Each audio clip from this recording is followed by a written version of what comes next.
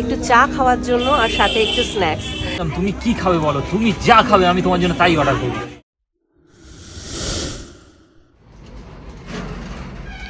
আর তোমার হয়ে গেল? হ্যাঁ, আবার কতক্ষণ লাগে? কি নিয়ে আসলে? কি আনতে পারি আমি জানি না, মাছ না মাংস? বাবা, মাছ। বেরোবার আগে তোমার ছেলের অর্ডারটা শুনলে না? আর হাতে কি? হাতে এটা টিফিনের জন্য ফ্রুট ব্রেড। ওরে বাবা! আর সবজি বাজার তো কালকের আছেই, সেই কারণে সবজি বাজারের উপর আজকে সবজি কিছু করতে হবে না, তুমি কি খাবে তোমার লাউ স্যুপ তুমি বানিয়ে নেবে, ঠিক আছে? আর চিকেনটাকে জাস্ট কষা করে করবে। আচ্ছা। ছেলে তো ভাত খেতে চায় না, আচ্ছা। তুমি তো ভাত খাওয়া ছেড়েই দিয়েছো। আচ্ছা। কি তাও বলবো, তো রোগা হচ্ছি না।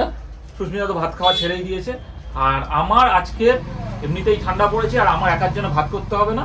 দুপুরে কটা রুটি করে নাও, ছেলেও রুটি রুটি করছিল, আমিও রুটি খেয়ে নেবো। একদম চিকেনটাকে পুরো কষা করে বানাও। আবদার শোনো বন্ধুরা, রুটি আর চিকেন।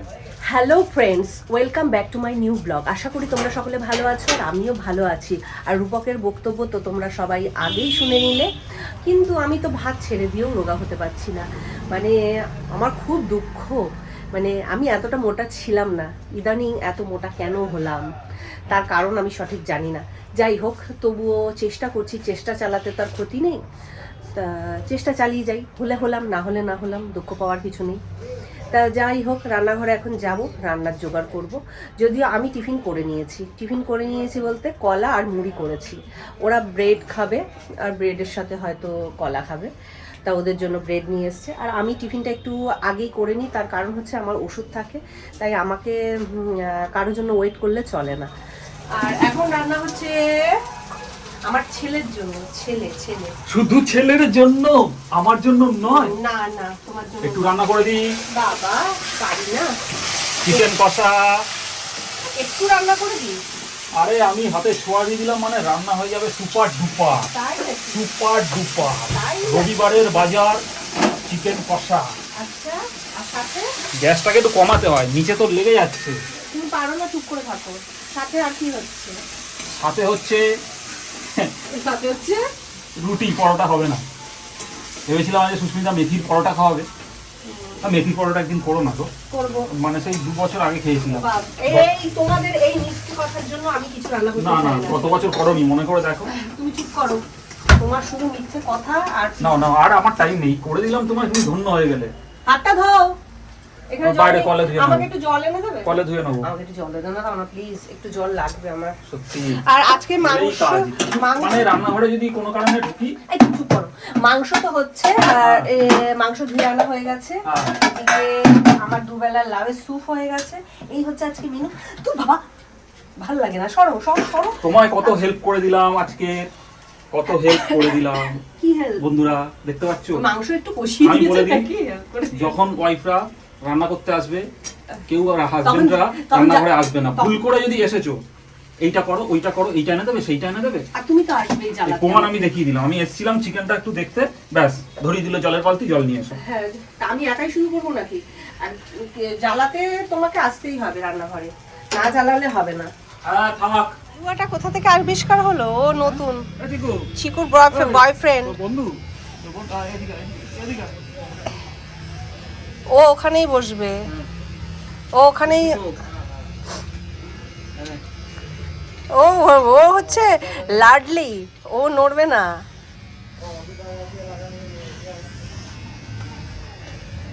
দুপুরের খাওয়া দাওয়া করতে বসে গেলাম, আর শেষমেশ সুস্মিতা আজকের আমার কথাটাই রাখলো। আমার কথাটা রাখলো মানে তোমাদের দেখিয়ে দিচ্ছি। এই দেখো বন্ধুরা, পরোটা খেতে চেয়েছিলাম তাই পরোটা বানিয়ে দিয়েছে। মানে ময়দা দিয়ে নয়, আটা দিয়েই পরোটা বানিয়ে দিয়েছে। আর সুস্মিতার খাবার আহারে দেখে কষ্ট লাগে। কি করব, যদি না খায়, খাবেই না, শুধু লাউয়ের স্যুপই খাবে। তা যাই হোক, কিছু করার নেই, আমি জোর জবরদস্তি করবো না, কারণ আমি জোর জবরদস্তি করলে আবার আমার ওপর রেগে যাবে। তো এখন মারাত্মক খিদে পেয়ে গেছে, মানে এরকম প্লেট সাজিয়ে দিয়েছে আর লোকটা সামলানো যাচ্ছে না, তো খাওয়া দাওয়াটা করে নেওয়া যায়। খাওয়া দাওয়ার পরে আমরা রেডি হয়ে গেছি একটু বেরোবো বলে। আজকের প্রথম কথা সানডে হলে তো একটু বেরু করতে যেতে হয়। আর সুস্মিতারও বায়না ছিল যে কোথাও নিয়ে বেরোচ্ছি না, বেশ কয়েকদিন হয়ে গেল, তো সেই জন্য চাবি আমার হাতে। দাও, তালা নাকি চাবি হাতে নিয়ে? কেন? সানডে ইজ ফান্ডে। তা দেখতেই পাচ্ছ বন্ধুরা, সুস্মিতাও রেডি হয়ে গেছে। সুস্মিতা ঘরে তালা দিয়ে দিচ্ছে। রেডি হলাম না, মানে কি বলবো, দারুণ ঝটপট রেডি হলাম। চলো ঝটপট বেরোনো যাক। আর কোথাও যাচ্ছি, চলো সেখানে গিয়েই তো দেখা যাবে।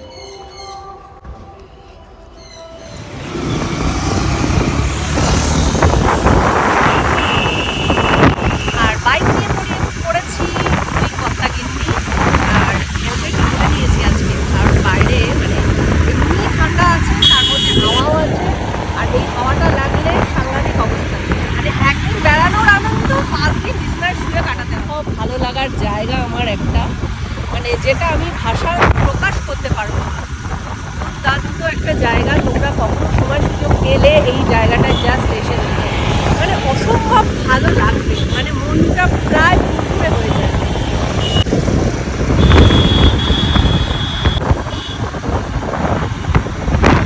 আর লং ড্রাইভের জন্য তো একদম উপযুক্ত রাস্তা, মানে just wow, just like wow। দেখো বন্ধুরা, মানে শুধু সবুজ আর সবুজ।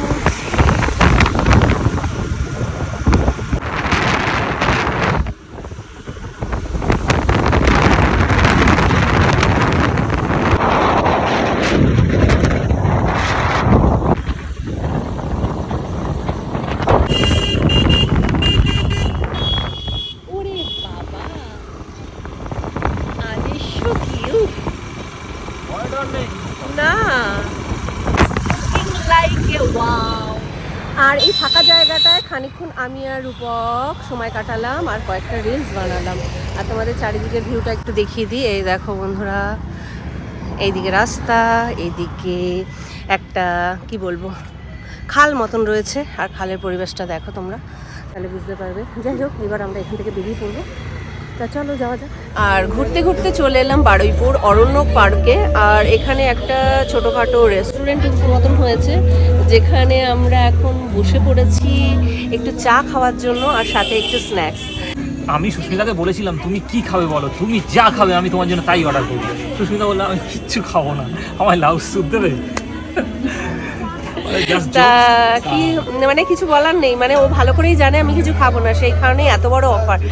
যদি খেতাম তাহলে এই অফারটা থাকতো না, মানে জাস্ট কিছু বলার নেই। রূপক এতটাই শয়তান, এতটাই ওর বুদ্ধি, যেটা সবসময় কাজে লাগে। আমার তো বেশ ভালো লাগছে, মানে বেশ মজা লাগছে। আর দুটো চায়ের অর্ডার আমি দিয়ে দিয়েছি। আর এখানে পাখি, প্রচুর পাখি রয়েছে। আবারও চলে এসেছি পাখিরালয়ে।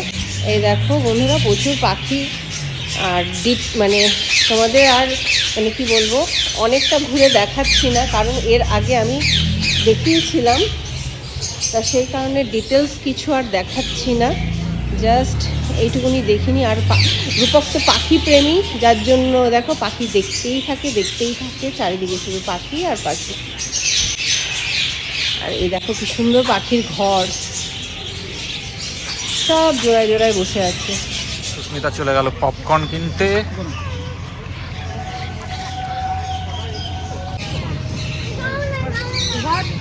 হয়েছে পার্ক থেকে বেরিয়ে অনেকটা রাস্তা চালিয়ে বাইক চালিয়ে এসেছি, হাত পা পুরো ঠান্ডা হয়ে গেছে, হচ্ছে ঠান্ডা লাগছে, ঠান্ডা হাওয়া দিচ্ছে। আর সুস্মিতা বললো আমার হেভি ঠান্ডা লাগছে, তা আমিও দেখছি আর পারছি না। তো একটা চায়ের দোকান দেখে দাঁড়িয়ে গেলাম, একটু চা খাবো, 5 মিনিট রেস্ট নেবো, তারপর আবার বাড়ির দিকে ছুটবো। তা সুস্মিতা অলরেডি চা খাওয়া শুরু করে দিয়েছে, দেখো। এবার আমি গরম গরম চাটা খাবো, 5 মিনিট বসবো, তারপর আবার ছুটবো। আর আমরা তো চলে এসেছি, অনেকক্ষণ হয়েছে। আর রূপক বললো আজকে বেরোতে হবে না। আনলাম না, আমার না বেরোলে হবে না, আমাকে বেরোতেই হবে। তা সেই কারণে আমরা দৌড়াবো, না দৌড়াবো না। আর আমার একটু নেশা লেগে গেছে হাঁটবার, না হাঁটলে ভাল লাগে না। আমি কেন দৌড়াতে যাবো, পাগল নাকি আমি তোমার মতন? ঠিক আছে চলো চলো চলো চলো। এই গেটে তালা দিলে না? ছেলে আছে ঘরে? না, ছেলেকে বলো ধরো ধরো ধরো।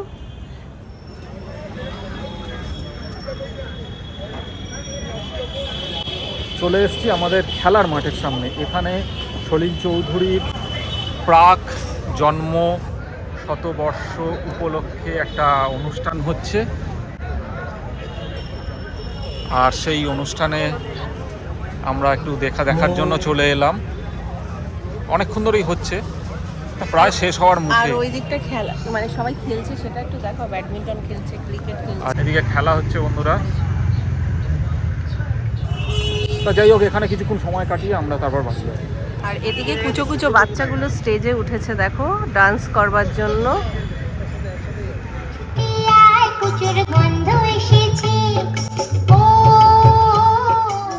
আর অবস্থা দেখো বন্ধুরা, রান্নাঘরে এসে নাচানাচি শুরু করেছে। সত্যি কখন থেকে বলছি খিদে পেয়েছে, তুমি কি করতে এলে রান্নাঘরে একা একা পাগলের মতন নাচতে শুরু করে দিয়েছো। বেশ করেছি।